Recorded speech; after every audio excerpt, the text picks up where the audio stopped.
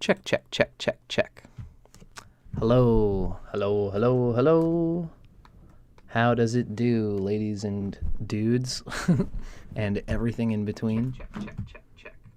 My name is Dustin Cormier. Welcome to another episode of How to Rock Astrology.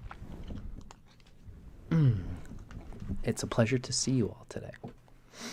Today we are going to be discussing the one and only, the great, the all-powerful Shiva, known through his characteristic lunar asterism, Ardra. Rudra is another word for Shiva, and Rudra is considered the deity of Ardra in the classical Nakshatra series. Welcome. This is going to be a fun and excellent episode. Hello, everybody who's hanging out with us today. Hello, Reshma Nairansami. I hope I said your name right. And to everybody else who's going to be joining or watching after the fact. This is a live stream series, so I do my best to be able to speak to the audience, to answer questions as best I can. Essentially, as long as they really flow with the given narrative that we're talking about today. It's usually how I try to roll. Now, today, we're going to be going through the story of Shiva. We're going to talk a lot about Shiva as Shiva is. Hello, Dia. Shiva as the character that he is in the new Puranic, the newer, most recent Puranic literature of the Vedic corpus. This is where, Shiva has actually been one of the characters that goes throughout. There's kind of like a New Testament and an Old Testament in the Hindu literature. The old stuff is like the Vedas, and the newer stuff is like the New Testament. And Shiva is a part of the New Testament triangle, which is Brahma, Vishnu, and Shiva. And Krishna is really the ultimate figure of the latest development of Vedic and Hindu literature.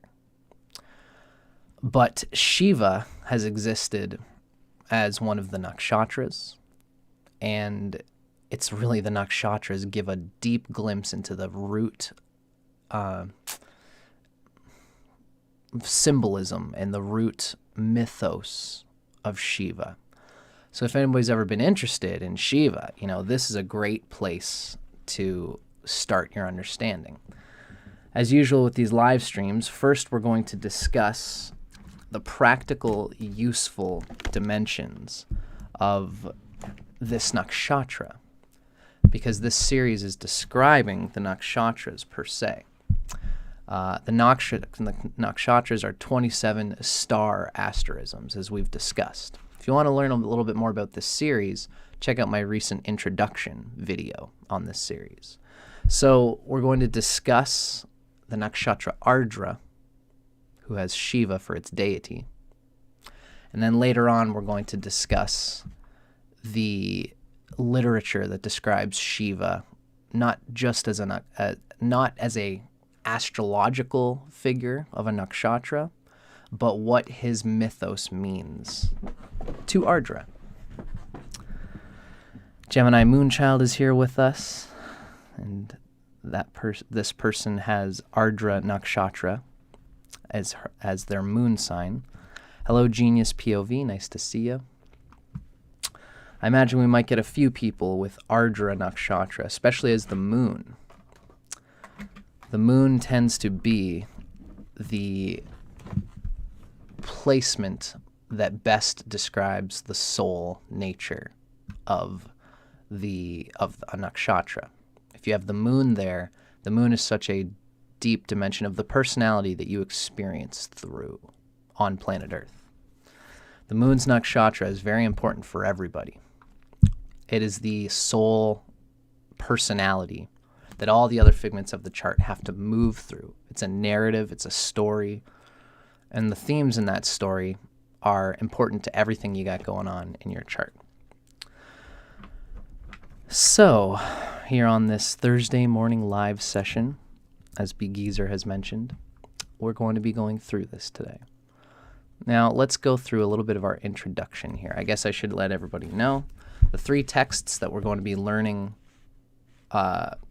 Essentially, we get most of the guts of our nakshatra astrology method from an ancient text called the Taittiriya Brahmana.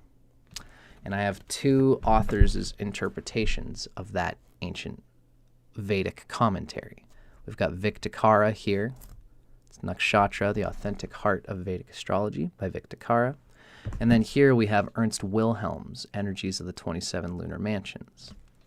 It's a free PDF that you can find online, made by Ernst. So this is where we're getting our information from today. So let's do a little bit of an introduction just to slide into how we typically do the videos in this series. So, welcome to another episode of our 27 Nakshatra series. In my practice, I use tropical rashis, or signs, overlaid on the 27 sidereal nakshatras.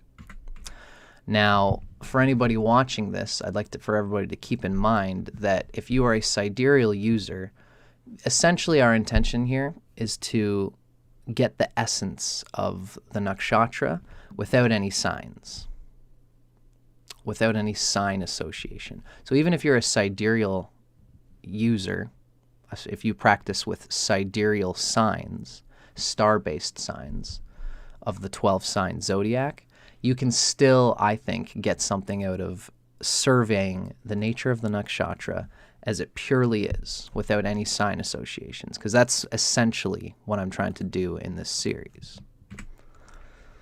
So we can see that the tropical signs overlaid on the 27 nakshatras, but again, really we're bleaching them to the bones. Now, if you want to learn more about the sidereal tropical debate, you can find my videos where I have more information on that.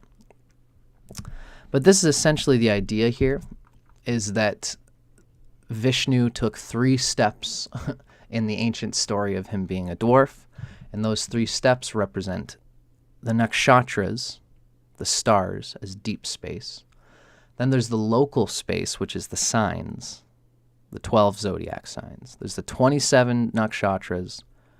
Then, in the blue sphere, we have the 12 signs. In the green sphere, we have the houses, the actual turning of the earth, the geomantic space.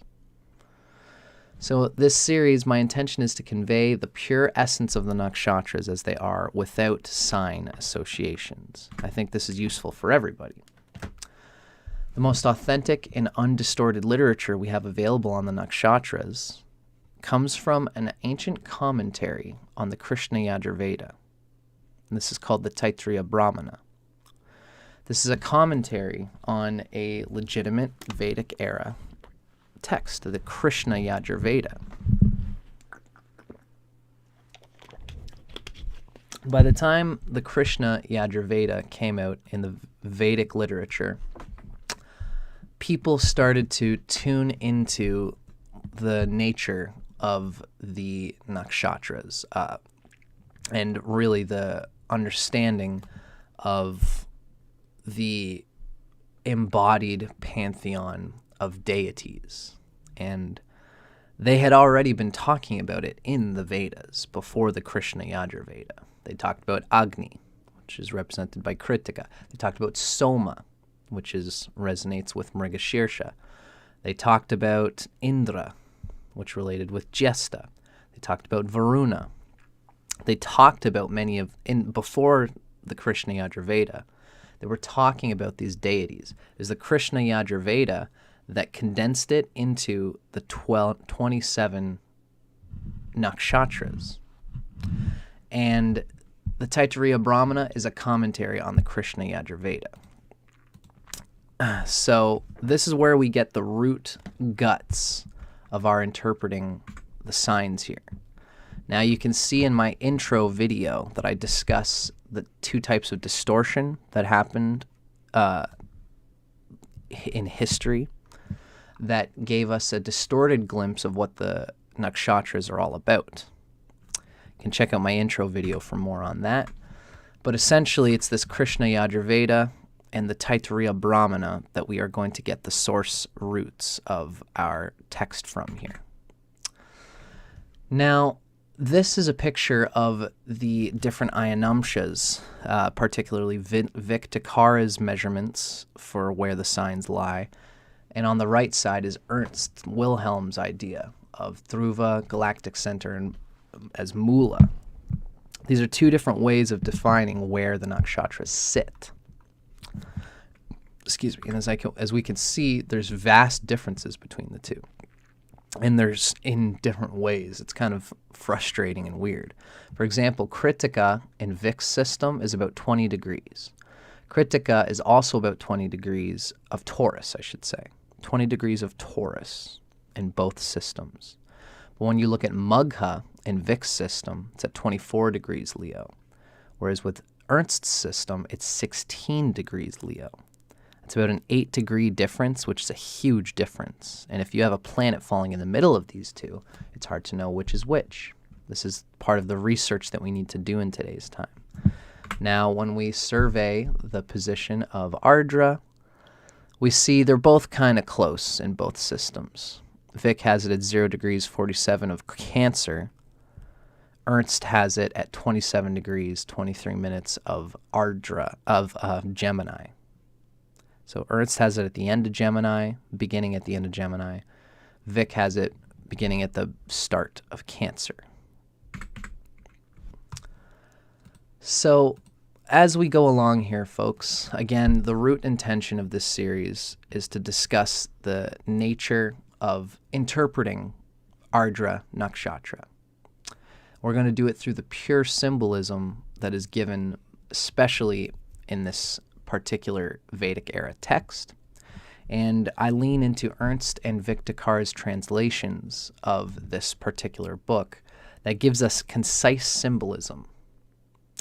Now, the nakshatras have been discussed since the Taittiriya Brahmana came out. The Taittiriya Brahmana happened like 4,000 years ago. So there's been lots of time for people to talk about the nakshatras, but much distortion has happened. So this is why I'd like to clarify a lot of this stuff with this series. That being said, some of the writings about the nakshatras, it can be useful for us to discuss them at least a little bit. You know, for example, each nakshatra has been given several qualities and character. And I do like to discuss this in this series, just so we can get a little sense of it. Now, these qualities are not given directly in the Taittiriya Brahmana. They may have been culled by cultural intuitions and commentaries that may have been distorted.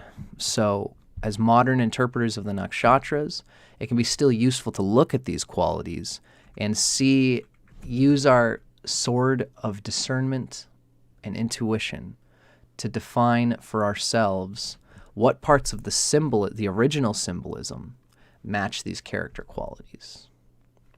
So this is part of what I want to do in this series. So this is just for a curiosity look. What's some of the character of Ardra Nakshatra? We can see Ardra is one of the sharp, dreadful, tikshna nakshatras. It's also known as Daruna, or hard. And it shares this type of quality with Ashlesha, Jesta, and Mula. You can see the shared character in all these nakshatras if you know them well. Ardra's deva is, of course, Rudra, which is another word for Shiva. Ardra itself, the word, means moist. Its symbol is often given as a teardrop. Now, the ancient ruler is something that we've called the Vimshotari Lord. When the moon is in Ardra, the first dasha that a person experiences is Rahu. And this is one of the reasons why Ardra is considered such a stormy and intense nakshatra. It's because the moon being there natally can bring Rahu-like qualities. Again, I recommend you check out my first video in the series to discuss how, the Rahu nature doesn't necessarily convey what Ardra is all about. but I understand the connection there. That's, the best I could say there.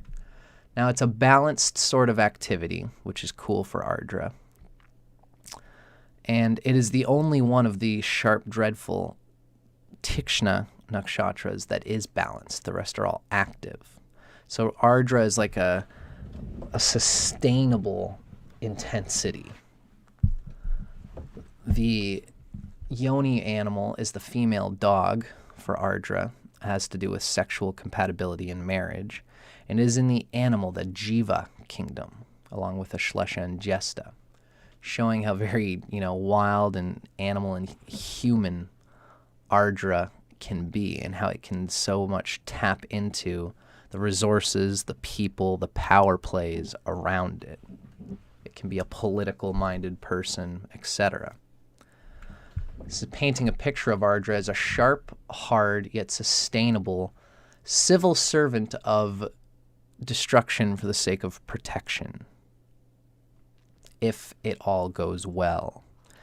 If the person with Ardra character, it has all of their stuff in their chart lining up in a constructive way, this person can be sharp and can be political and emotionally and psychically intelligent about human nature, and this can cause them to be good, like politician type person, or at least somebody who advocates for important things and gets into the infrastructure of humans who are organizing some kind of organization, and Ardra can get in there and do a lot of destruction, change a lot of things, make a lot of things different for better and sometimes for worse.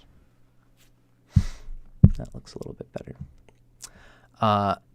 This is the nature of the root soul energy, especially of the moon in Ardra. But having your Lagna here, having your sun here, there's other planets you can have here. You can have any planet in Ardra, and it can have some of this quality within it. Especially, an example I could give is if you have the 11th Lord falling into Ardra, you might find that in order to develop your 11th house things, in order to develop on your reputation, on being associated with a certain famous group, you might have to come along with the character of Ardra and protect some things, some values, and destroy some values, and separate and cause distension within that group. And it could be for a positive case, for a positive cause, depending on the placement of that 11th Lord, how well it's placed in the sign that it's in, whether it's Gemini or Cancer, probably going to be the beginning of Cancer, ideally. And different planets will do this in different ways. Like, an 11th Lord Mars falling into Cancer in Ardra is going to have a hard time because Mars is debilitated. It wants to use its strength to do noble things, but it gets complicated because of that debilitation. Although Mars can still be strong in Cancer if it's got aspects from its friends, etc. This is just giving a glimpse of how to deep read a planet placement in a nakshatra. So, now that we've discussed that a little bit, excuse me, this is a picture of the sutra structure in the Taittiriya Brahmana. So the reason I'm giving this is so that we can start to develop a sense of the root literature that we're getting our symbolism of Ardra Nakshatra from.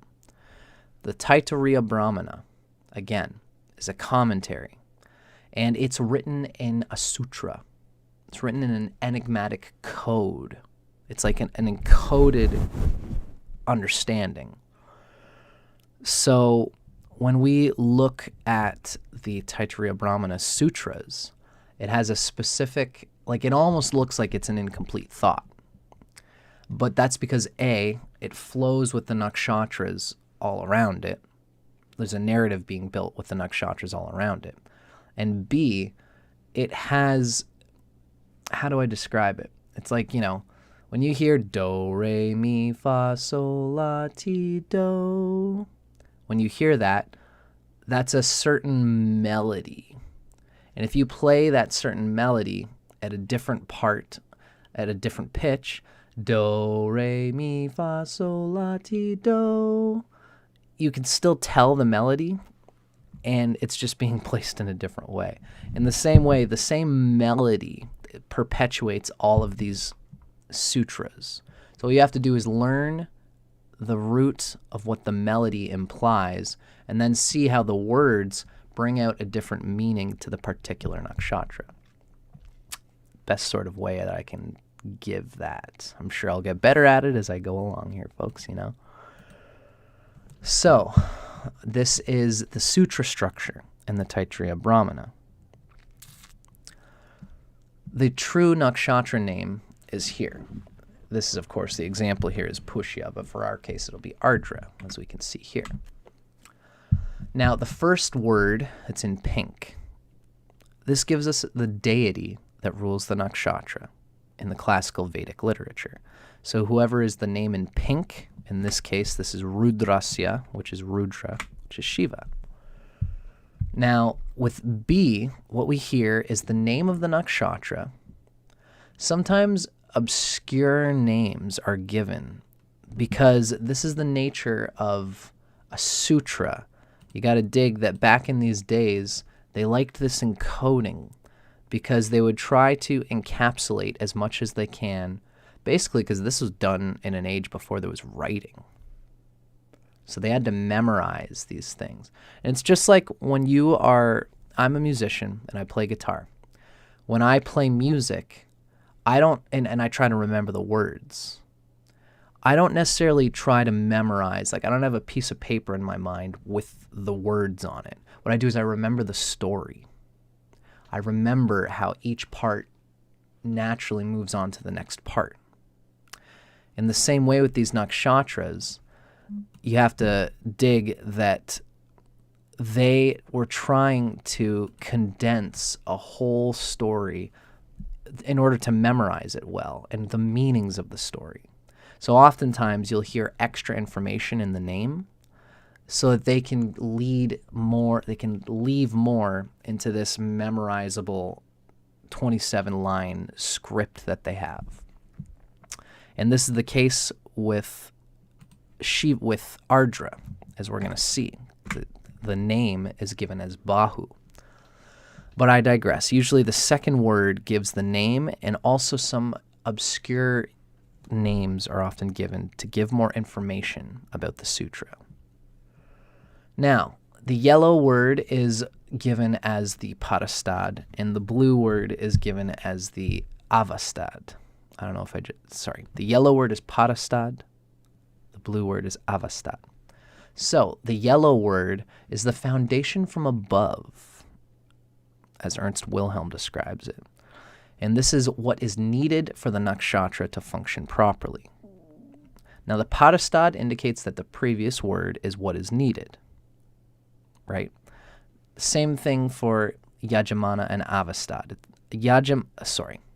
Yajamana is specifically related to Pushya.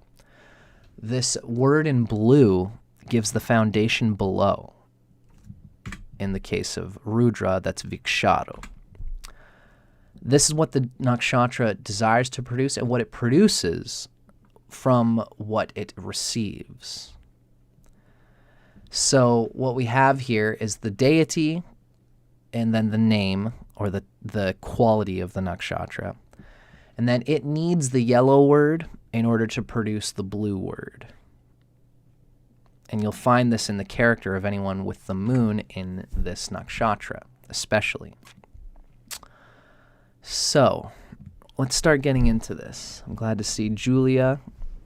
Julia has their Lagna in Ardra, and the ruler's in the 9th house. Interesting. Constantly fighting for justice. Very cool, Julia.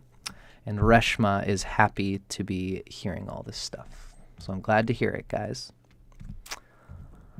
So, we are looking at Rudra, the deity of Ardra. So really we're looking at Ardra Nakshatra here.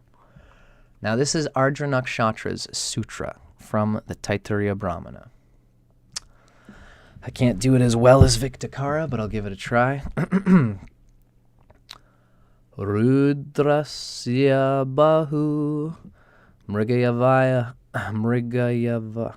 Ooh, this one's a tricky one. Mrigayavaha parastad viksharo vastat Rudrasya bahu mrigayavaha parastad Viksharo avastat mrigayavaha. The little dot underneath the H means that you've got a little H, like a little E. There's an implied E at the end. It's the same thing with the dot underneath the R. It's implied that there's an I. Mrigayavaha. Tricky one for sure, for me.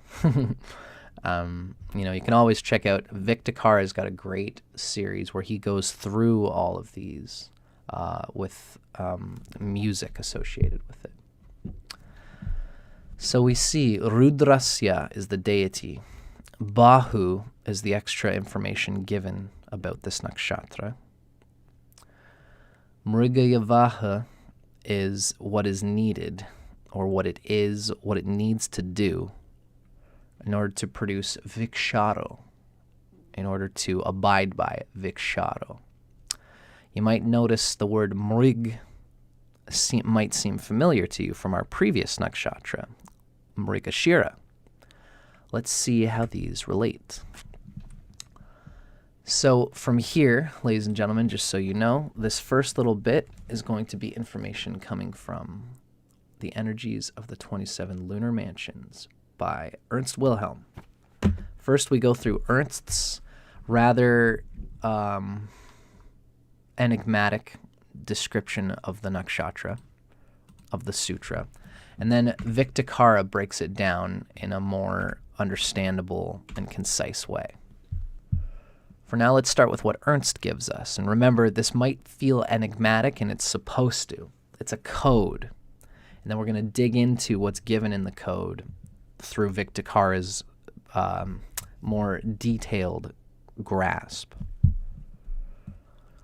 Rudrasya means of Rudra, and Rudra is the howler or roarer, the god of tempest, and fire as a destructive agent. It's almost like the side of Agni that has to destroy that which is not Agni, that which is not the pure spiritual tapas. Shiva, the ultimate reality. We know Shiva as being the destroyer. And Shiva, how can something holy be a destroyer? Well, in this world, there is duality. There is the non-dual center, and there is that which is not the center. Even though all of it is contained in the divine, still there are sattvic things, rajasic things, and tamasic things. Shiva, when it is aligned with its sole purpose, even ourselves, we have to compromise our dignity sometimes. We have to eat ash and hang with the dead corpses and put ash on our forehead and neglect and let go of everything in the world.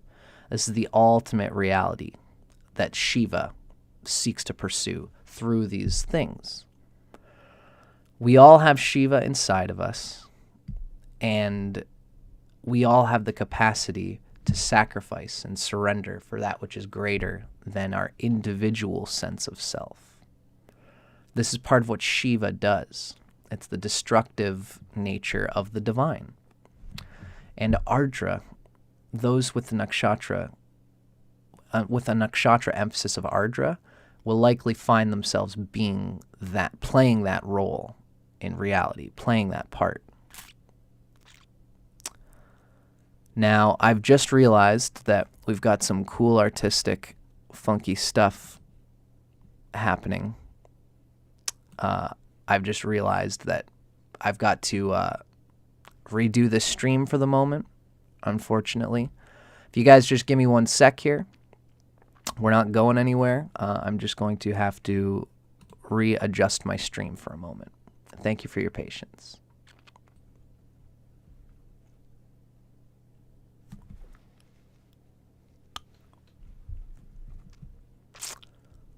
There we go.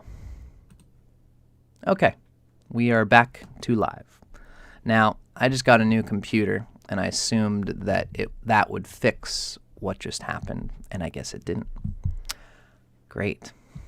That was a useful thing that I did there. Not. That's okay, though. So everybody can see me okay? Looks like we are back to live, back to normal. So, we were talking about Shiva. Shiva is the destroyer of all that which is not holy. And it will go through a rajasic and even tamasic heaviness, an obligation in the process, a feeling like it has to do what it has to do in order to protect the good. And this can be a painful experience for everyone involved. But sometimes, like a good custodian will come in and say, okay, everybody, it's like when there's a big party, somebody comes in and says, okay, everybody, let's make sure to pick up all our stuff.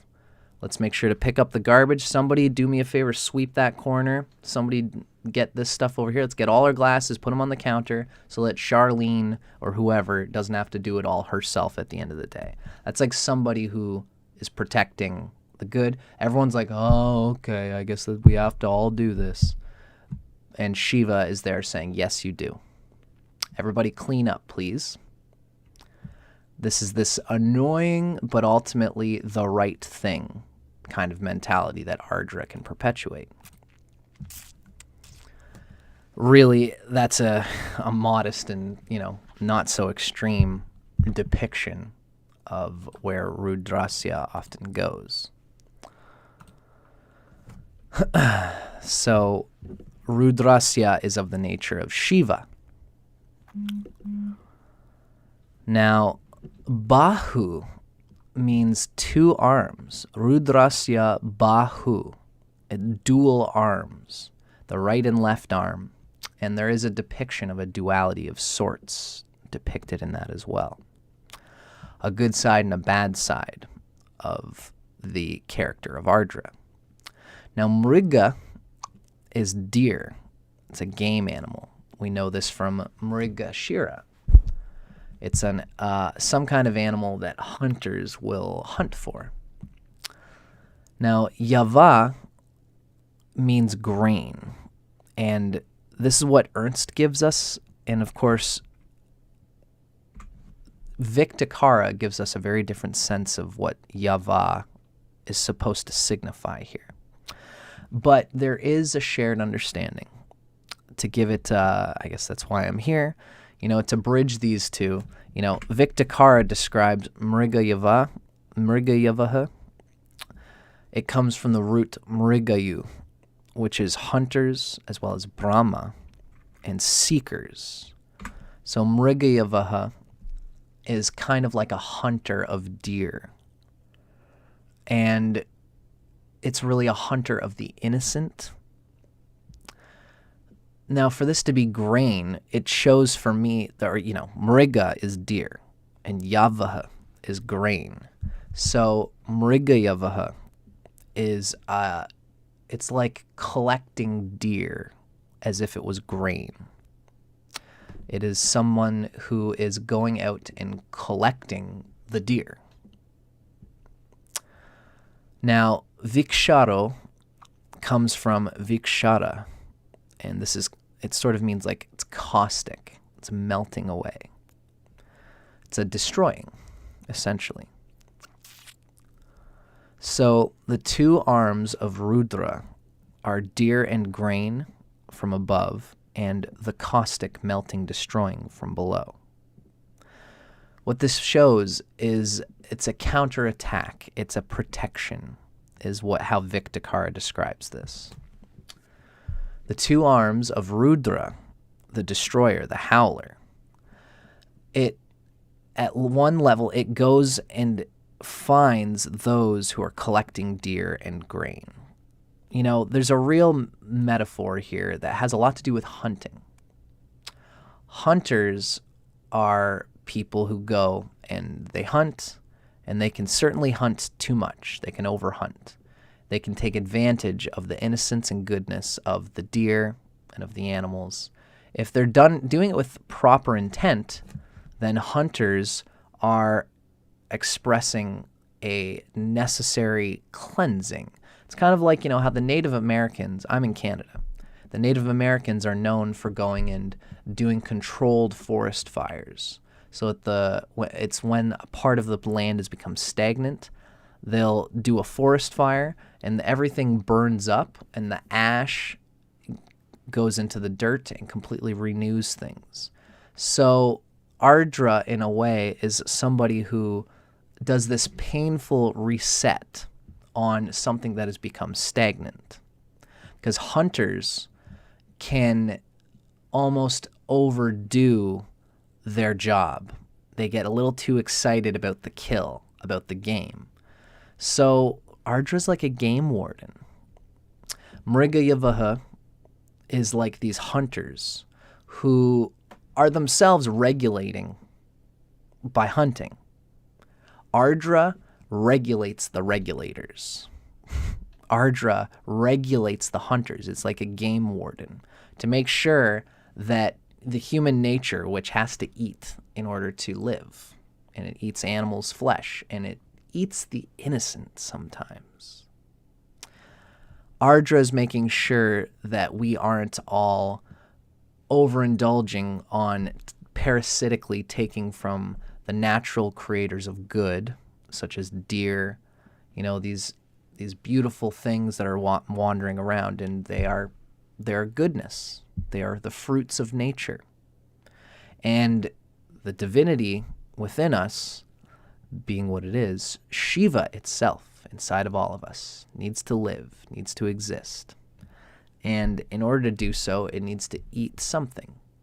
And we all need to eat the fruits of nature in order to stay alive.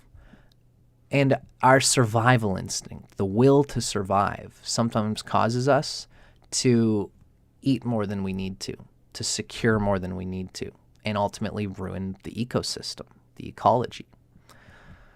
So Ardra also has an ecological intent. It's making sure that everything is going along in a sustainable, balanced way as it is supposed to. And this is what is given here with Mrigayavaha. Almost deer being considered as grain. Now, what we see, remember, is that this word is what is needed. It's the foundation from above. So what we see here is that Rudrasya, Shiva, needs hunters, needs people who are going a little too far. It needs people hunting game in order to be a proper game warden, which means that Ardra, it's kind of confounding, but the best way I can describe it is that it needs people doing too much of something in order to come in and say, hey, you're doing too much of something. You need to do it in the exact right amount. It's like with music. If you're playing too loud, you need to play some volume in order to be heard, in order for music to exist. So Shiva is there saying, okay, play. Don't stop playing. Come on, play. Push, play. And then, okay, you start playing. No, too loud. Bring it down. And then you go, okay. And then you go completely quiet. And then Ardra says, louder, louder. You're not playing loud enough. And it's pushy like this. But this is it. This is Ardra. It's getting to the exact, perfectly dialed in amount of intake, of taking from the ecology, taking from nature, taking from other people. This is how Ardra needs somebody taking in too much in order to rein them in. This is what Mrigayavaha means. Rudra needs the hunters in order to melt, to protect. And this is really what Vic Dicara gives as Vikshara, to destroy, to strike down, and to protect. If you remember correctly, in the story of the Nakshatras, Brahma was too much of what Brahma is. Brahma was the creator, and Brahma created its own daughter, and that would be Mrigashira, as this deer.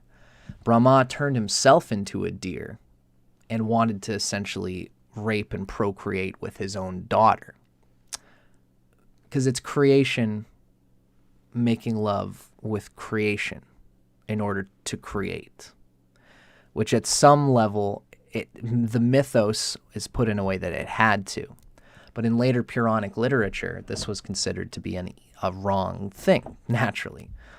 So Shiva wanted to put an arrow through the heart of Brahma, of his own father, because Brahma created everything, including Shiva. This had to be done because Brahma is too much. Brahma is our own nature spilling outward from the east, from the creative potency. It's like the creative potency of anything, of a river, coming through, and it's, oh, good, it's potent. That's what we want. Now Ardra can come in and dial it in. And that's exactly what Ardra did when it put the arrow through Brahma as the deer. So this is kind of what's being given here as well in Vic Dicara's understanding. Rudra. Now these of course, these translations come from Vic Dicara's Nakshatras course. He has a website where he gives specific definitions of all the words used in these Nakshatra Sutras, which are very useful to my understanding. So, Rudra is the howler destroyer, Shiva. Bahu is his two arms. Mrigayu, which is the root of Mrigayavaha. Mrigayu is hunters. It's Brahma, seekers. It's too much of something. It's interesting, the word seekers. I'm going to see how Vic uses that in context. And Vikshara means to destroy, to strike down, and to protect, to sustain. To sustain by destroying the excess of something. Right? Can you guys see me here? Yes. So, Vic Dicara gives us two different overall depictions of what is being said by the Ardra Nakshatra Sutra. On his website, he says the destroyer's two arms needs hunters to destroy and eventually protect others from those hunters. It needs something that's too much in order to develop the perfect balance of those deteriorating influences, those eating influences. Now, what Vic actually gives us from his book, Nakshatra, The Authentic Heart of Vedic Astrology, we read that the strength of the destroyer, the strength being Bahu, the destroyer being Rudrasya, the strength of the destroyer destroys predators to protect the prey. That to me is a pretty good, earnest description of what's kind of happening here. So, we have given ourselves a little bit of the gist of the root sutra from which Vic Dicara gets his interpretive guidelines.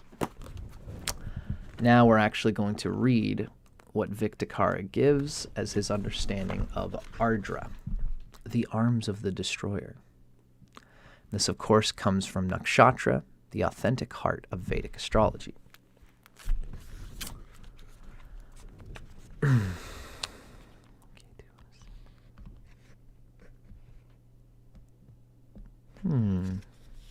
Very cool. Julia has given us a little extra information on their understanding of their own positions in this nakshatra, and Gemini Moonchild as well. You mentioned your ascendant is Ardra, and your moon is Mrigashira. Gotcha. The moon is Mrigashira at 29 degrees Gemini. And I invite you to consider, Gemini moon child, that you are right in that cusp area, which means you should digest and make sure that you should really read into the symbolism of Ardra as well as Mrigashira, because they're quite different. Ardra is very hard. Mrigashira is very soft. And you're right on the cusp, being at 29 degrees Gemini. I'm just going to point this out for you and just give, again, everybody a little more understanding. What we read is that Vic Dicara sees Ardra as starting at 0 degrees of Cancer, and Ernst sees Ardra starting at 27 degrees of Gemini. It's hard to say which is which, but having 29 degrees moon of Gemini, the moon at 29 degrees of Gemini, it's right in that cusp point. And that's what I've been saying in all these videos. Those of us in modern times have to be wary when our planetary positions are on a nakshatra cusp, because we really have to research and discover through time what statistically seems to be the most true nakshatra positions. Because even in our tropical Vedic camp, the exact positions are debated. And it's something we all have to discover over time through meticulous personal research and data on all our parts. Maybe somewhere down the line in the future, it'll be lined out clearly, but we are doing that work right now. Right? Now, but thank you, Gemini Moonchild. Thank you, Julia Ludens, and everybody for watching. Next, we're going to get into Nakshatra, the authentic heart of Vedic astrology, by the one and only, what a beauty, Vic Dicara. This is me discussing his descriptions of Ardra, the arms of the destroyer. And of course, again, we read the Taittiriya Brahmana Sutra. Rudrasya bahu mrigayavaha parastad viksharo vastat. It's the strength of the destroyer, the bahu of Rudrasya, destroys predators in order to protect prey. There's a desire in Ardra to protect prey from being overhunted. Now, how would Ardra enact the desire to feel useful in protecting innocent prey if there wasn't something to protect them from? Thus, this is why predators is the parastat, is what's needed. It's the foundation above for Ardra. The foundation above is predators. When there is predators, Ardra can produce the protection of prey, the avastat. Viksharo avastat. Protecting prey requires mrigayavaha, which is hunters, things that if left unchecked will overdo their destructive hunting. So, Rudrasya, of course, is of Rudra, the wailing destroyer. Bahu is strength. Mrigayavaha is hunters or predators. And Viksharo means two unique destructions, which is interesting. What it means really is, we're going to read what Vikshara, how Vic Dicara kind of brings it out. It indicates a special, distinct type of destruction, which is in fact protective in an important way. So let's move through this, ladies and gentlemen, and everything in between. First, Vic Dicara describes Rudra gives a little bit. That's what he does in this book, is he gives intimate descriptions of what each word is trying to say in this Nakshatra Sutra. Rudra means the one who wails and howls. It is a name for the god of destruction, Shiva. This god was born from the frustration of the god of creation, Brahma. If you read the story, Brahma was trying to create, and there was a point when its creation could only align with its intention so much, because there was a resistance, because material reality is a square and Brahma is a triangle. Hello, everybody. How's everybody doing? It looks like we're back. So sorry about that, everybody. It's unfortunate that I got a new computer and it is not doing as good as I thought it would. Oh well. We're going to keep moving. I've tried to put my computer on a different mode so it doesn't use as much data. Let's see if we can make this still happen. Teresa, you're very sweet. I don't believe that you joining would have affected anything in a negative way. You joining is only a positive effect.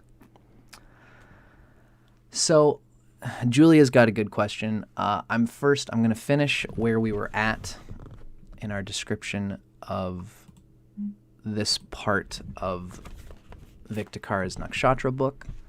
We're talking about Rudra and what is given as Rudra. Now, in the story of creation, Brahma had an intense desire to create, and material reality gave him resistance, and he got frustrated. It was from the frustration of his brow at the third eye that Shiva manifested. Shiva as Rudra, the howler, its very creation is predicated on the desire for the soul's third eye to be embodied against and within the resistance of the material reality.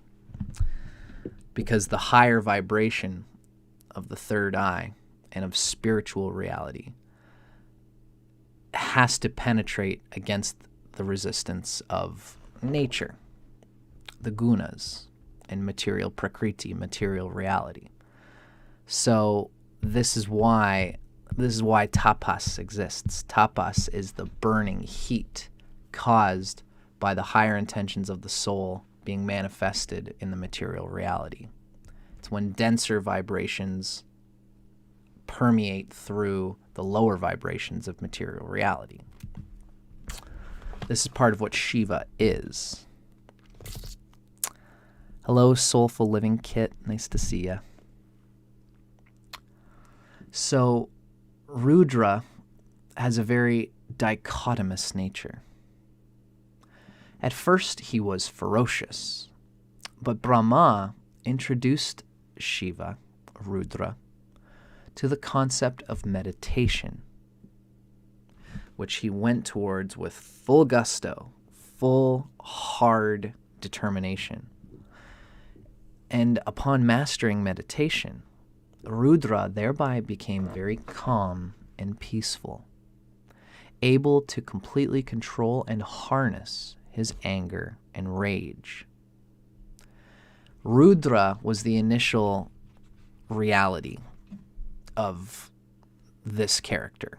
Rudra is the original name, the howler, the roarer, the ultimate reality. Well, it's not the ultimate reality yet, but it is the potential seed of the transcendental. It is when Rudra meditated through the guidance of his father, Brahma, through seeing the nature of consciousness as it is and meditating to a single point, experiencing samadhi.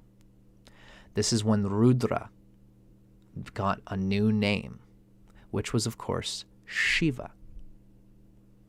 Shiva implies someone very placid and beneficent.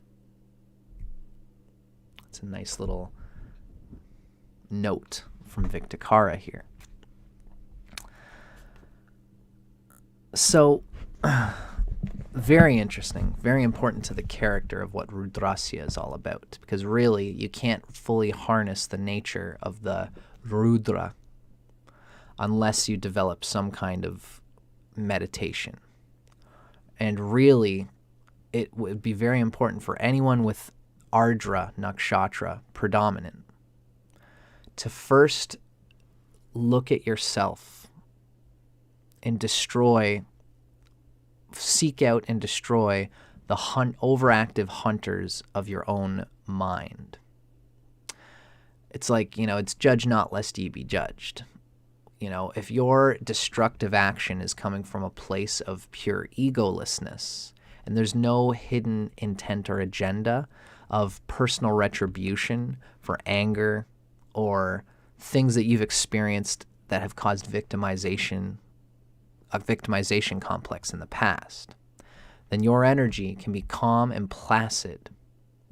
And this true meditative concentration will allow you to be able to perform extremely benevolent, destructive acts, but people will see that you're not coming from a place of personal rage. They will see that you are enacting Shiva. You are doing the work of burning down the forest in order to bring something new, even greater. Even though it's painful to burn the forest, it's painful to feel the thunder. But after the thunder passes, there's that blissful moment after a thunderstorm where everything is clear, everything is right, everything is aligned. You, as an Ardra person, can do that, can be that. But you need to destroy the Mrigavayaha inside yourself in order to do that. Otherwise, you will not gain the support of the universe. Oftentimes, you have to go without the support of the universe. But you will have the support of the internal universe. Even if the whole world is, there is an internal reality that can perpetuate. And it can perpetuate itself strongly if you meditate and if you come to that internal place of peace.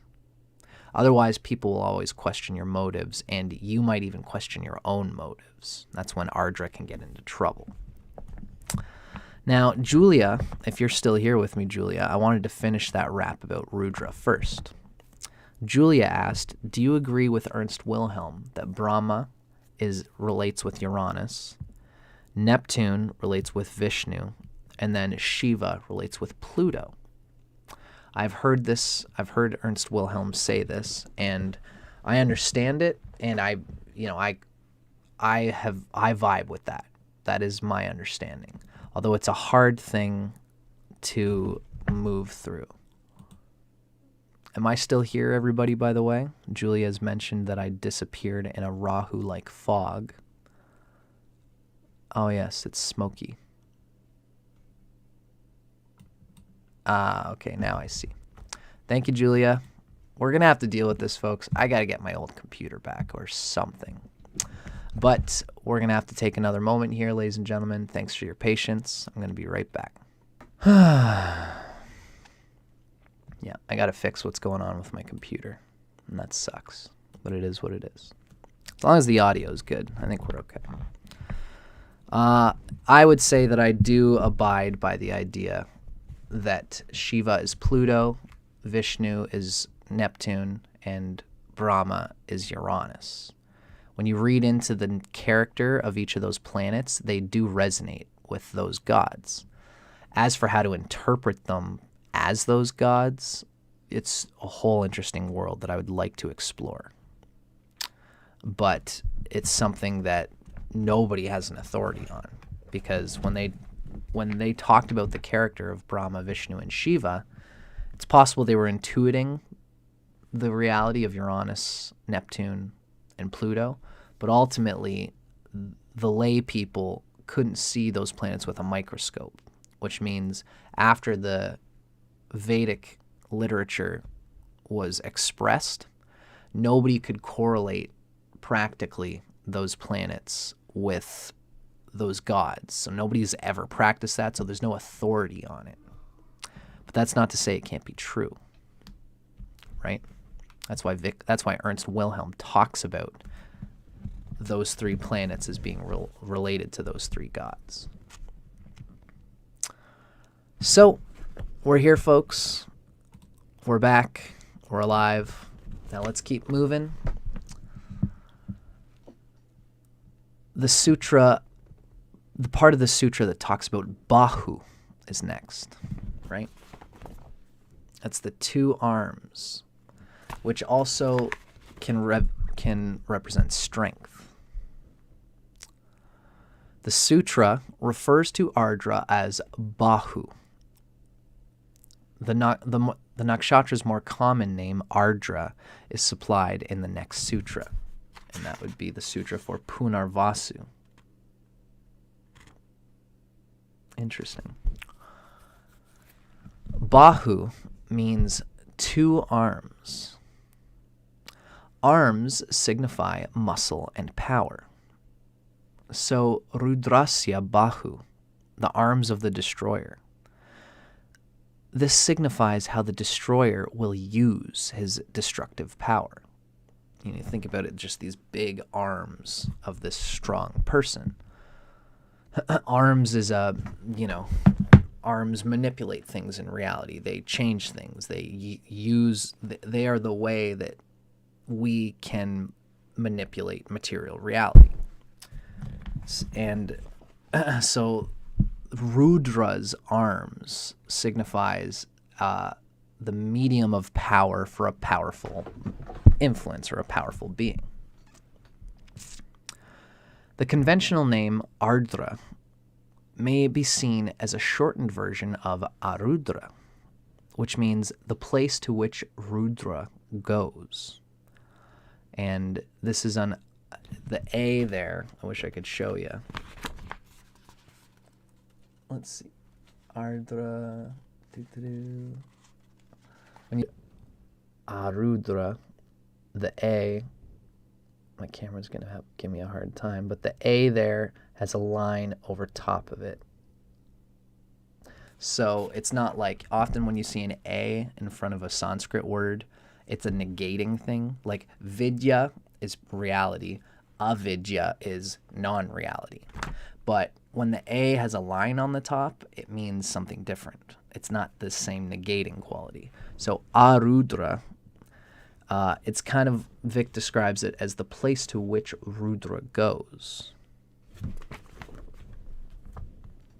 Wow, no way.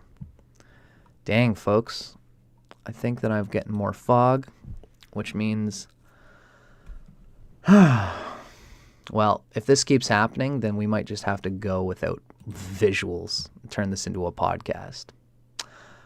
It is what it is. If that's what happens, we got to roll with it, ladies and gentlemen. I'm going to try to restart again, and we're just going to keep going. If it happens again, this is just going to... The fog clears. Check, check, check. It looks to me like we've still got lots of crazy jibbity jazz happening on the visual here. Can everybody see me okay? Oh, here we go. All right. Looks like we're alive and we're flying. So, folks, thankfully, we've done all of the visual presentation for the most part. So if this has to turn into an audio discourse, so be it. I'm happy to just be hanging out with you guys here and discussing the Vedas. Makes sense that during Ardra Nakshatra, we would be going through all this funky stuff. So it is what it is. New computer is in the works as of right now. So, let's continue talking about Bahu as it relates to the Nakshatra Sutra of Ardra. Bahu being the 2 arms. Now, actually, the name Ardra is kind of what we're talking about right now, in particular. Ardra, Arudra means the place to which Rudra goes. So the word Ardra itself, Ardra indicates moisture and wetness, which we will also hear about when we get to Punarvasu Nakshatra, the next nakshatra in the series. Rudra, the god of destruction, is closely associated with storms. So the wetness of Ardra is often seen as the drenching rain of a storm. Rudra means the one who cries. So the word Ardra may also be thought of as a hot, angry tear. In fact, the most common visual symbol for Ardra is a teardrop. Sometimes a skull also symbolizes this nakshatra, because Rudra went to Ardra searching for the decapitated head of Brahma. A whole lot of symbolism going on there. In any case, the Ardra as a nakshatra name is this wetness, this moistness that is signifying of the storm in the teardrop that Rudra applies to reality. A hot, angry tear. Now the next word we're looking at is Mrigayavaha, which is a short little depiction here, and we've already talked about it a lot. Mrigayavaha, yeah. This is the plural form of the word Mrigayu, and this literally means animal enemy. It's a word that denotes hunters and predators, right? So Mrigayavaha, as being hunters, is what's needed in the foundation above, and what's produced below is Viksharaha, or Viksharo in the Sanskrit sutra. The root word kshara, which is part of Vikshara, the root word kshara is what indicates destruction. But the addition of the prefix vi, which is what makes it Vikshara. The prefix vi indicates a special, distinct type of destruction, which is in fact protective in an important way. So kshara means to destroy. Vikshara is a special, preemptive, premeditative sort of intention. V, like, it's almost like signifies like a previousness. Vikshara, it's like preventative medicine of sorts. So to give in summary, the god of this nakshatra is a beneficent destroyer. Shiva is a beneficent destroyer. He uses his anger to protect Vikshara, innocent prey, Mriga, by destroying Kshara, predatory hunters, which is Mrigayavaha. And that's what we get in this whole summary. Shiva protects innocent prey by destroying predatory hunters. This is the main guts of what is represented by this nakshatra. Right? Now, let's get into a little bit of interpretive understanding of how we can interpret planets falling into this nakshatra. This is the interpretive section, and I consider this to be one of the more important parts of what I give in this series. What happens when any planet falls into Ardra? We've already given everything we've said so far is descriptive of the sun, the moon, or the Lagna falling, or the Lagna Lord falling into Ardra. Most particularly the moon is the most significant signifier for a nakshatra.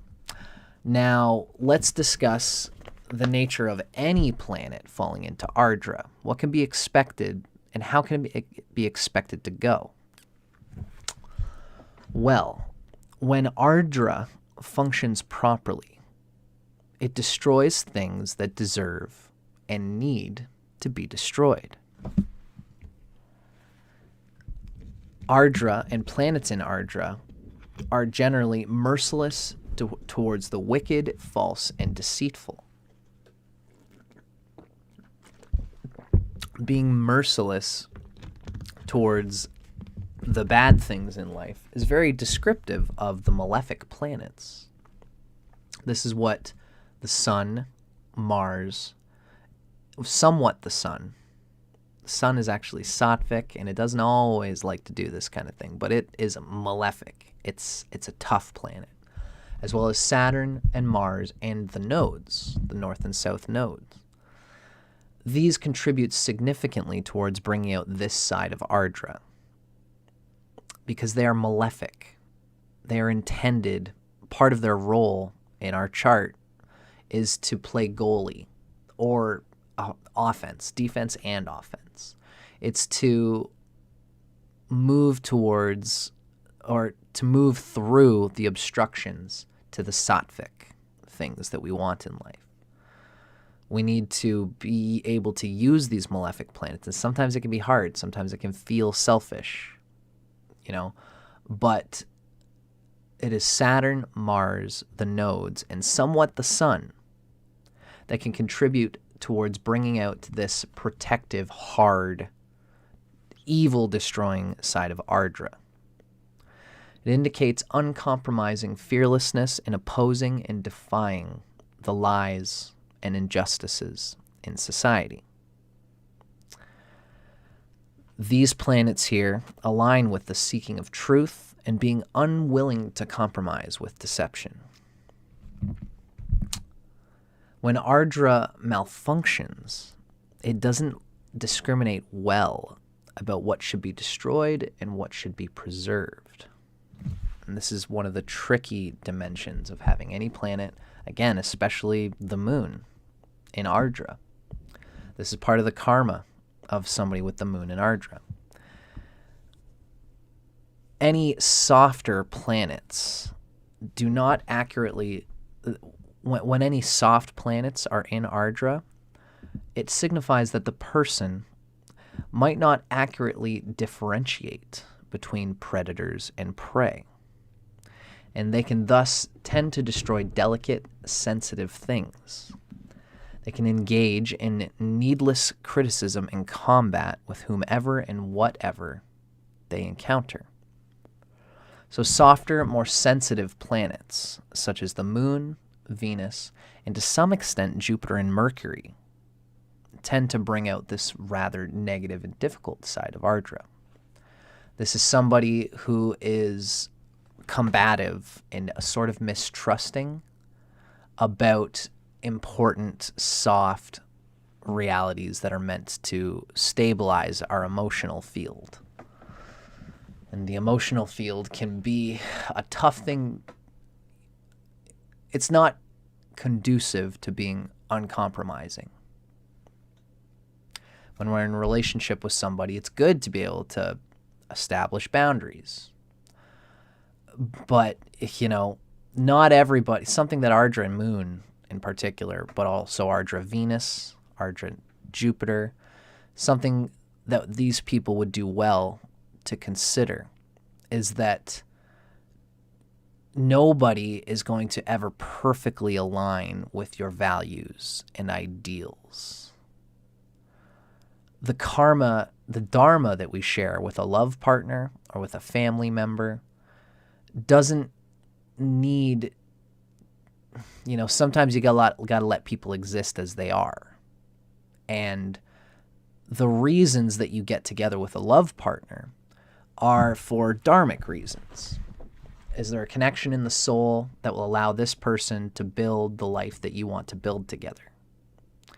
Now, if you build a life with somebody, and part of the narrative of you building a life with somebody with the moon in Ardra is that you will want to be aligned with someone who values the destruction of evil, the dissemination of truth.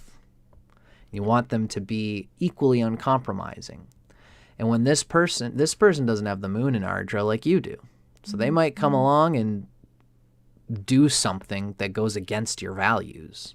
And if you are hard about that person because they went and did something that you don't believe in, instead of cutting them out, instead of being harsh, instead of treating that person like one of the hunters that you've sought to destroy your whole life, talk with them, communicate with them, make an understanding happen. Because Ardra, with the moon there, can isolate themselves, as well as Venus and Jupiter and Mercury there, can isolate themselves from being playful with those who are not as uncompromising in this agenda as you are. And you'll find that there's power in numbers, and that sometimes you have to be with people who aren't as uncompromising as you are about this truth, about the ecological truths, about saving the world, about being good or being pure. You will do much more for the world if you work through the nature of humanity rather than against it. Now, as an Ardra person, there's going to be some againstness. There's some resistance that you have to apply because the world is a lower vibration than the Shiva that you're trying to permit. But, holier than thou vibrations is like, you catch more flies with honey than you do with vinegar. If you go around just stomping people out, spitting in everybody's eyes because they're impure, it's not conducive to truly bringing out the purity in the world. You are still somebody who needs a love, who needs a family, ideally, or, not everybody does, but everybody needs other people in their lives, friends, people who support you emotionally on your path to doing the truth-bearing things that you want to do. When these soft planets, the moon, Venus, and to some extent Jupiter and Mercury, are in Ardra, you have to compromise with your uncompromisingness sometimes in order to lean into the love of that other person. Because if that other person loves you, they are the right person for you. You are meant to be together. You will have some clashes in terms of values and the means to the ends. And when these things happen, if you are not willing to, bow your head to the nature of love and respect for the Shiva that is inside that person who's trying to seek their ultimate reality at the same time that you're trying to seek yours. At some level, you have to cater to this. Because if you love that person, you might be able to communicate and explain to them why that thing hurts you, why that thing bothers you. And then they might see the reasoning and they might support you on it. There's no reason to cut them out completely and be hard. But this is what people with these soft plants in Ardra are inclined to do. To be pure about the emotions is a hard thing for people to do because emotions they act on themselves. If you have the moon and Venus, or Jupiter in Ardra, you tend to get romantic about people feeling good when you make a turn, when you get angry, when you feel like criticizing something. And if that person doesn't emotionally go there with you, they might still support you. They might still be there with you. But if they don't feel the same way you do, this doesn't mean that they're impure or that they're not on the same soul wavelength as you. That's the nature of this, Purity in action is easier to deal with. That's why Saturn, Mars, the nodes, and the Sun do better in Ardra, because we can see the purity in action and the intention of an action, because that's a conscious decision. So those planets do well because it's easier to control your intention. It's harder to control your emotions or the emotions of other people especially. Ardra can be hard through the Sun and Mars to other people's Sun and Mars, because that's what those planets are going to deal with. But when Ardra has Venus, Moon, or Jupiter or Mercury, You're being hard about the things that other people don't want to be hard through. No one naturally is hard in their emotions in that way. I feel like I could go about this forever, but this is me describing my understanding of what Vic is saying about softer planets being in Ardra. So, that was my little depiction there of what I can understand about this particular placement. So that was our interpretive guidelines for planets in Ardra. Now, let's get a little peek at what Vic Dicara gives as the life lesson that we can understand from Ardra. He gives us a big one here. Vic Dicara always has a life lesson, and this life lesson is useful for everybody, even if you don't have any placements in Ardra. Because the Nakshatras teach us. They are Vedic literature. They have lessons and life lessons that is significant for all of us, especially because we all have Shiva somewhere inside of us all. The life lesson we learn from this sutra, Rudrasya Bahu Mrigayavayaha Parastad Viksharo Avastad. The life lesson we learn from this Nakshatra Sutra is that anger, outrage, and destruction play a valuable and important role in life. We should not shun or demonize them. The Vedic people are very well known for shining a light on the shadow and making it understanding even these darkest psychological ramparts of human consciousness. The desire for purity can make a very strong, tall shadow. Destruction, anger, and outrage are not necessarily negative. They are negative only when not properly understood and controlled. And this makes them really not unlike anything else in life. Even good things can be taken out of control. Things that feel good, pleasurable, things that are easy and soft. Even these things, if not understood and controlled, can become negative.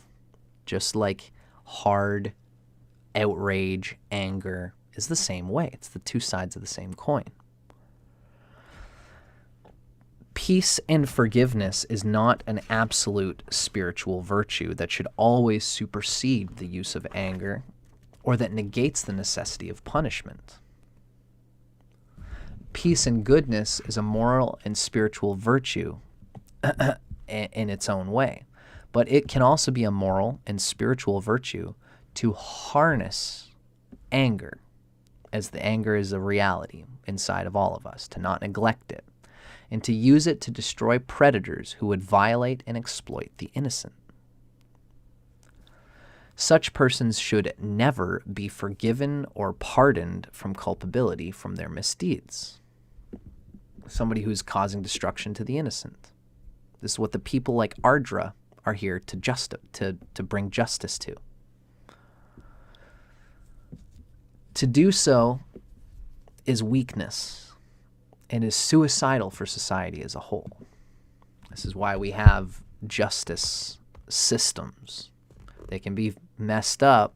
They can be hard to deal with. Ardra is got its name written all through every justice system of every nation, of every government in the world. Ardra presides there. Unfortunately, humans don't always get how Ardra ought to operate. But this is the presence of Ardra in our society. There's lots of people at the top who exploit and prey on the weak, mind you. You know, this is why Robin Hood was a character. You know, there was a big bloated British corporatocracy in the 1600s, and Robin Hood was kind of playing the part of Ardra a little bit. Maybe there'd be a better nakshatra to suit that, I don't know. But even the people on top can prey and exploit and prey on the weak. Those who exploit and prey on the weak must be viciously and utterly destroyed, because they're not going to let go and give up the ease that they've found in their exploitative position willingly. Those who lie and cheat must be unabashedly exposed. This is true niti, which is ethics, and dharma, which is morality. Anger must never be allowed to leak out towards innocent and tender creatures. It must be reserved exclusively to annihilate the evil hunters, the mrigavayaha of the world. We must always remember that Shiva is considered the ultimate spiritualist and most accomplished yogi. We must remember that Shiva is Rudra, who utterly destroys all things when they deserve it. Shiva will even destroy his own body, will sit by the ghats, by the crematoriums, and pour ash in his forehead and go without food, go without sex, go without everything that would typically be needed for the continuance of the body and the nervous system. Shiva will go without it if it's obstructing its vidya, its realization of the heart and truth and presence of the universe. And now we have a little bit of our supplication. Vic Dicara gives a sweet little prayer to define the nature of each nakshatra god. This is our supplication to Rudra and Shiva. Foremost Rudra comes forth in Ardra. The nakshatra of this foremost divinity protects innocent creatures. Let not our children and animals suffer. May Rudra not want to use his arms against us. By being loving and respectful, we placate Ardra Nakshatra. May he protect us from the pains inflicted by the hateful and the greedy. Because there will always be the hateful and the greedy in human reality. In nature, on planet Earth, there will always be idiots. And Ardra is the type to help us remove idiocy from reality. So, that was rock and roll, ladies and gentlemen. Now we've got one more little bit to go through here, ladies and gentlemen, about the nakshatra of Ardra. And this is going to be combining a little bit of what we've learned of the character of the deity of this nakshatra, which is Rudra. We're going to combine his character with a more down-to-earth, methodical approach to interpreting planets inside the nakshatra of Ardra. Let's see what the author Radhe has to say about planets and important planets, etc., falling into the nakshatra Ardra. I'd like us to keep in mind that this author is a sidereal practitioner. As such, I think that sometimes they'll give examples of things, which I usually try to get past instead of mentioning if I can tell that it's a sidereal example that they're giving, like of actual celebrities and people who have lived. As well, in general, when we're reading through this, I don't consider it as undistorted in potential as what we've read already in Vic Dicara and Vic Dicara's interpretations. But this author has done so much digging through the Vedas, I think that they often consider the character as relating more to what's given in the Vedas than the sign association. But we have to always be careful to make sure that they aren't blending the sign that this person would understand Ardra to be in. And in this case, they probably imagine it to be in Gemini. We have to make sure that they aren't blending the symbolism of Gemini with Ardra. That being said, they often do a good job with it. Let's move through it and be discerning in what we read here. This is the native of Ardra Nakshatra. Typically, someone with the moon here. But in general, this could also mean anyone with important placements in Ardra Nakshatra. What we read is, one thing is for sure. Just when you think you have this native figured out, you discover new angles in their paradoxical persona. Perhaps the best place to start with this complicated native is at the beginning, their challenging and problematic childhood. Early life complications can include literal or figurative abandonment. Rudra was disclaimed by his Vedic parents, the Vishvadevas. In this person's life, there might be a sense of being unloved or unwanted. There could be a discontent with what is perceived as an inappropriate name or nickname. As we know, it took Prajapati 8 tries to find a name that was grand enough for Rudra. And they might have to work for their parents' attention. Rudra yelled out at birth for the attention of his father. So thus, the native is often faced with the task of rebuilding his confidence and self-image. That does stick, and that's good stuff. That's very Ardra. Now, whether due to insufficient financial resources or inattention to the needs of their offspring, parents of this native may fail to provide nutritious or sufficient food for their child. As we know, the character of Rudra in the Vedas receives only the leftover sacrificial offerings in the Vedic yajna ceremony. So, an early experience for Rudra natives, especially with the moon in Ardra, I should say Ardra Nakshatra natives, an early experience with male authority figures, particularly one's own father, cultivates in the native a clear preference to fend for themselves at some level. The native learns early on not to rely on others, as others consistently disappoint them, which again is especially not a great placement for the moon, unfortunately. You know, thankfully, in today's time, tropical astrologers would insist that the moon would be in Cancer. And the moon is okay. It's in its own sign in Cancer, at least. So it can learn to be this individual who doesn't need anything. But the moon actually is supposed to be open to the resources and help and love and emotions of those around them. So the moon, that's part of what the moon's job is. It's only an ill moon. Like, look, that's more descriptive of like the moon in Scorpio, which wants to do it all itself. The moon in Taurus identifies its emotions inherently with those who are aligned with its spirit and soul nature. That's Taurus. It's sharing in things in the material world. And that's where the moon is exalted.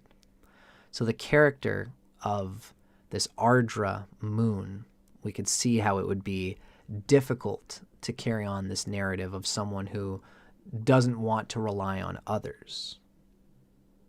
That's significant. That significates a difficult moon placement.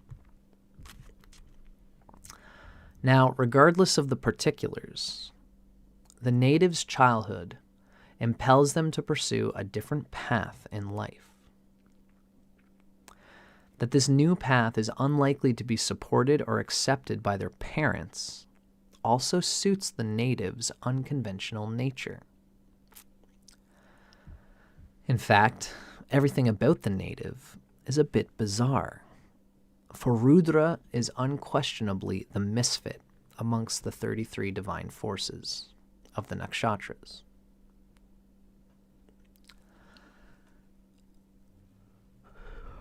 being fascinated by the untamed forces of the universe.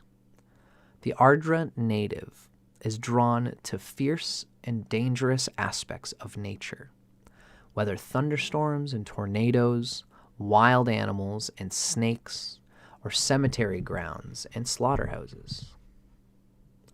A profession involving any of these might be ideal for an Ardra Nakshatra native. Perhaps the native is a storm chaser, a meteorologist, a wildlife biologist, a snake charmer, a mortician, or even a meat butcher.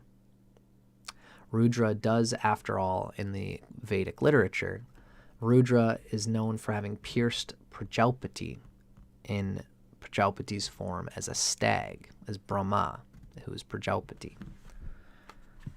Rudra pierces the creator who had taken the form of a stag because of that whole story.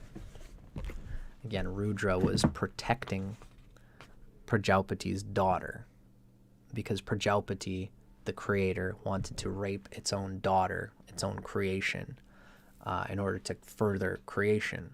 But it was this insidious, incestuous thing going on there, which Shiva sought to protect. So being a butcher goes into the character of Ardra in this way. In fact, even a butcher shows the character of Ardra Nakshatra as one who knows that eating meat is going to be done. So an Ardra person can say, well, if this is a fact of life, at least if I'm the one doing it, I know I can give it the proper care that it deserves. And, it's likely that an Ardra person, depending on what planets are in here and what's going on in the chart, the Ardra person might want to be like a halal butcher. Unless they are less awakened and just are feeling their Ardra Nakshatra soul and just want to get into that grimy aspect of life for its own sake, just being attracted to it. This is what the Ardra Nakshatra natives ought to just be aware of.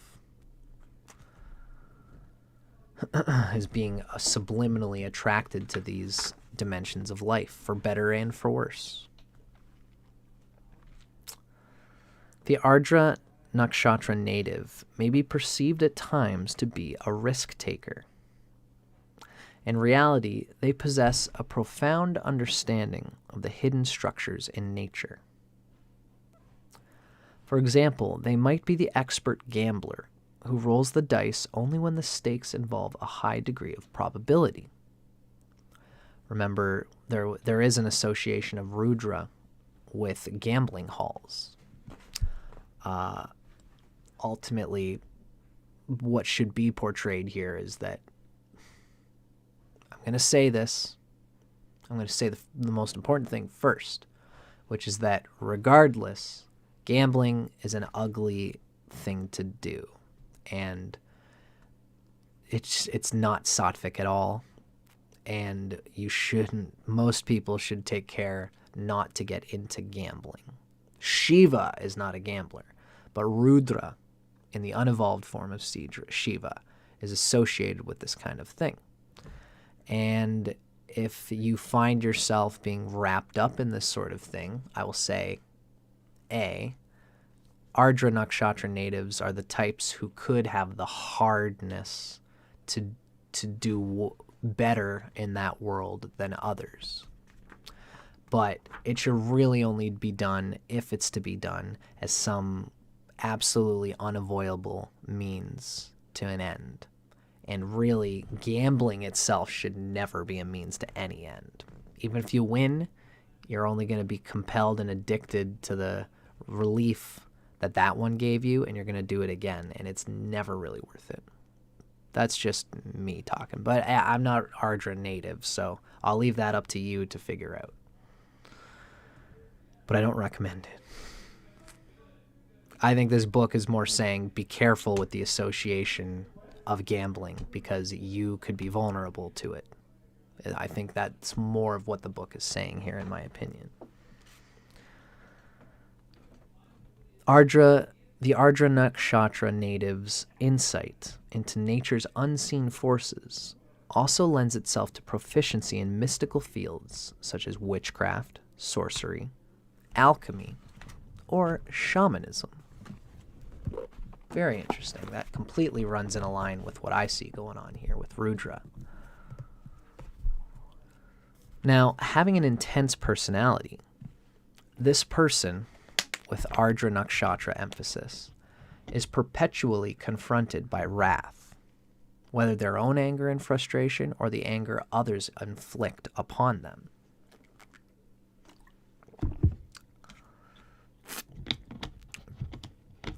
So hence, Ardra is aptly classified in Jyotisha Shastra as a sharp or harsh Tikshna nakshatra, as we've already seen. And of course, it shares this classification with Mula, with Ashlesha, and with Jyesta nakshatras. These are the sharp, dreadful Tikshna nakshatras.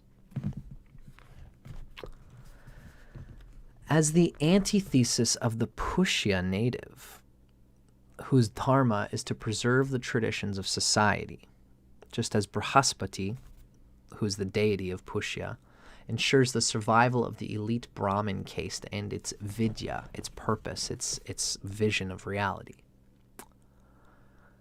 Ardra being the antithesis of Pushya, the Ardra native lives outside the norms of their culture. They're forever challenging the boundaries of conventionality and orthodoxy.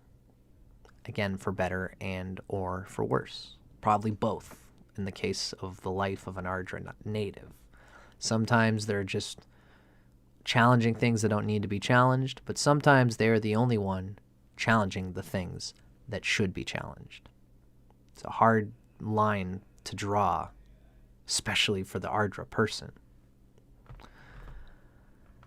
This unconventional, unorthodox nature and behavior may cause this native to turn away from the world, opting for a life of solitude. Their preference is to be surrounded by the beauty of nature and the call of the wild, rather than tall buildings and hordes of human beings. What better venue for contemplating the riddles of life or engaging in austerities than being out in the wild in solitude? Now, relationships are fraught with challenges for this native. They struggle with familial bonds earlier in life.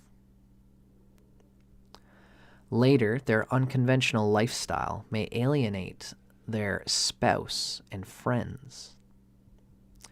The Puranic Rudra in the Puranas smears himself with ash, decorates himself with snakes around his neck, styles his hair in dreadlocks, and wears only an animal skin loincloth.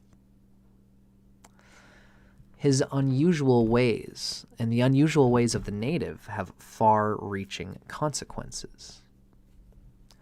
When Rudra is not accepted by Sati's father, she sacrifices her life for her love for Shiva, for Rudra, which is a whole other cool Puranic story. Although life is not always a picnic for the Ardra Nakshatra native, many gifts and talents are likely to emerge. First, by keeping their goal in sight and applying force, this native attains their aspirations and goals. Rudra is an excellent marksman. They score a bullseye. Rudra scores a bullseye on his first attempt every time, fixing his bow and arrow steady on the target, that being Prajapati's head, while exerting effort. That's how he put his arrow through Prajapati's head. Secondly, Ardra gives an interest in and an aptitude for healing, particularly alternative healing. with a keen awareness of medicinal properties of herbs and plants. This native may especially take to studying botanical medicine. Of course, Rudra is particularly adept at working with poison and other dangerous or unusual substances. This native's field of professional pursuits may expand to areas such as chemotherapy, drug and substance control, or the handling of chemicals and toxic materials. As for general attributes, the Ardra native is youthful, possesses strong limbs, and often sports an unusual hairstyle. There's an attraction for sharp objects, which explains the possible childhood obsession with pocket knives for Ardra natives.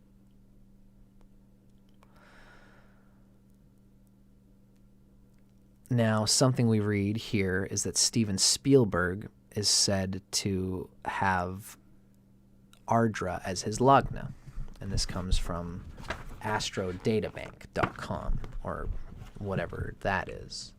Steven Spielberg is allegedly has Ardra lagna, and he displays several typical Ardra characteristics. Spielberg comments on his sense of being a misfit amongst his friends due to his Orthodox Jewish upbringing.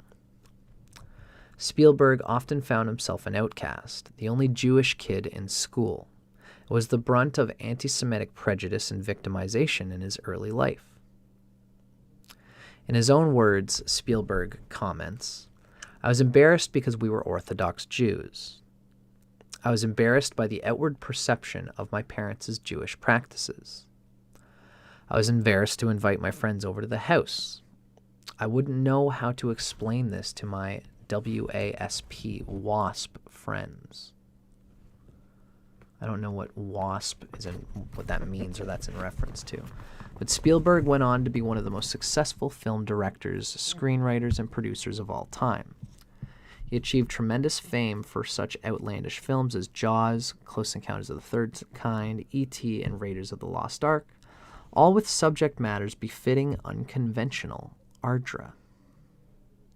They're evidence of his willingness to venture outside the norms of filmmaking. He also produced Schindler's List, a graphic portrayal of the discrimination experienced by Jews during the Holocaust. So therefore, Spielberg's risk-taking nature paid off handsomely in his career. So it's interesting. I would have to look up myself whether Spielberg could be said to have the lagna of Ardra. But I see it and I get it. And it's interesting, I think what that book was portraying there was an example of how the unorthodox, unconventional nature of Ardra can bring great world-dissolving, pointing the finger at very deep, weird, unconventional things. My friend Zuleika is giving me so much extra information. I appreciate you so much. Zuleika has mentioned WASP is a term that typically means upper-class, snooty, white Christian Protestants. So, obviously, Steven Spielberg, being a Jewish kid with an Orthodox Jewish family, would have felt like an outcast to these WASP friends, who were snooty, white-class, upper-class Christian Protestants. Thank you, Zuleika. You've been doing great for me this whole recording. So the outlandish, unconventional character of Spielberg helped him to produce these movies that are very hard, visceral, and very out there and wild, and sometimes difficult, like Schindler's List, which is about the Jewish people in the Holocaust being disseminated in the way that the hard Nazis were dealing with the Jewish people. Like, that's like looking into the crematorium. That's like sitting with the human skull. That's very Shiva and Ardra. And it did well for Steven Spielberg, only having his lagna there. So this is a pretty good portrayal of the character of this unconventionality that can bring so much goodness, hardness, realness through the Ardra Nakshatra native's life, character, and behavior, and destiny. So that was our reading coming from the divine forces of the lunar nakshatras as portrayed in the Vedas by Radhe. Very interesting, very deep, very good way of seeing this nakshatra in a experienced personified light. I appreciate you as well, Zuleika. Thank you very much, everybody. It's been a long podcast, as it so often does. My name is Dustin Cormier, and this has been How to Rock Astrology. It's been nice going through the character of Ardra and Shiva, and Rudra as Shiva, to see a little bit into the psyche and the Vedic literary roots of the character of Shiva. Stay tuned for more, folks. Probably next week, I'm going to be discussing more of this stuff. The next nakshatra in our series is going to be Punarvasu. And that'll be the next thing that we go into. As well, I've still got my Lagnas coming out, and I'm going to be doing more sextrology stuff as time goes along as well. So we still got lots to go through, ladies and gentlemen. For now, everybody who's been hanging out with me today, I really appreciate it. It's been very nice seeing you and chatting with you all. My name is Dustin Cormier again, and I will see you guys on the next episode on the other side. Thanks so much for hanging out with me. Let me know in the comments what you think, what you thought. I'll always try to stay in touch. I'll see you guys around.